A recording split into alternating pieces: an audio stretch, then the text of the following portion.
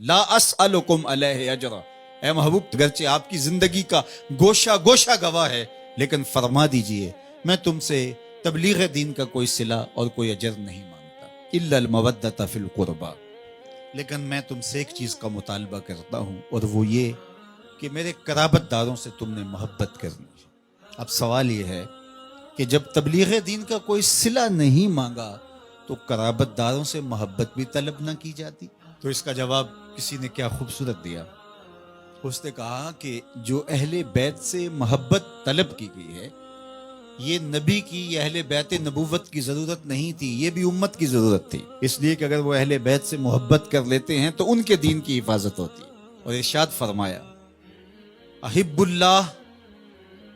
لما یغزو من نعمہ، اللہ سے محبت کرو اس لیے کہ وہ تمہیں طرح طرح کی نعمتیں عطا کرتا ہے، اس کا حق ہے تم اس سے پیار کرو۔ پھر فرمایا وَأَحِبُّونِي بِحُبِّ اللَّهِ، اور میرے سے پیار کرو میں تمہارے رب کا بھی محبوب ہوں۔ اور تیسری بات فرمائی وَأَحِبُّ أَهْلَ بَيْتِي لِحُبِّي، اور میرے اہل بیت سے میری وجہ سے پیار کرو، کہ وہ میرے اہل بیت ہے، میری اطاعت ہے، ان سے پیار کرو۔ فرمایا میں تمہارے اندر دو بھاری چیزیں چھوڑ کے جا رہا ہوں، اس امت کو لاوارث چھوڑ کر نہیں گئے حضور،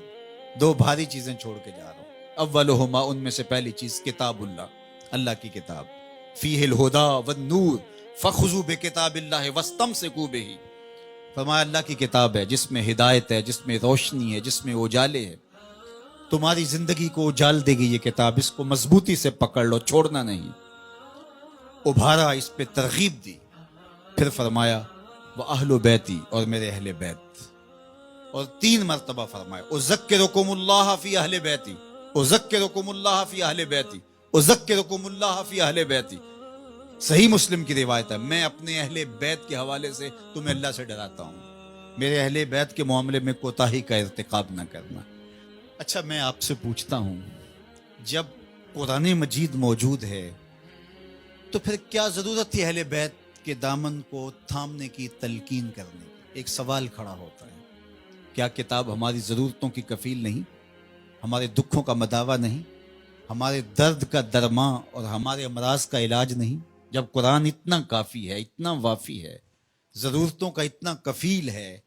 تو پھر اہل بیت کے دامن کو تھامنے کی تلقین کیوں کی گئی؟ تو اس کا جواب یہ ہے،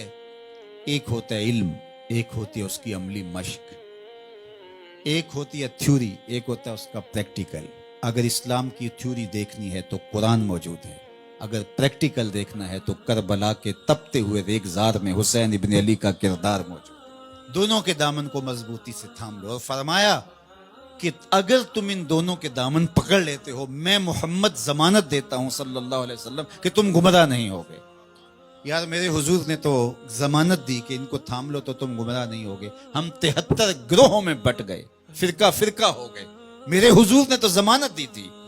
کہ تم تھام لو گے تو گمراہ نہیں ہوگے، ہم گمراہ کیسے ہو گئے؟ تو صاحب گمراہ اس لیے ہوئے، کسی نے قرآن کو چھوڑ دیا، کسی نے اہل بیت نبوت کے دامن کو چھوڑ دیا، کسی نے قرآن ہاتھ میں اٹھا کر کے دہائی دی یہ قرآن ہے، اور اہل بیت کا نام اس کی طبیعت میں پیچ و تاب پیدا کرتا رہا، اور کسی نے اہل بیت کے نام کی دہائی دی لیکن قرآن کو ترک کر دیا۔ تمہیں مبارک ہو، تمہارے ایک ہاتھ میں قرآن ہے، ایک ہاتھ میں اہل بیت نبوت کا دامن،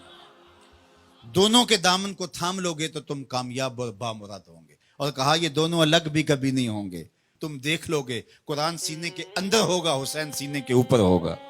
تم دیکھ لو گے کہ حسین کا سر نوکے نیزہ پہ ہوگا، قرآن وہاں بھی حسین سے جڑا ہوا دکھائی دے گا۔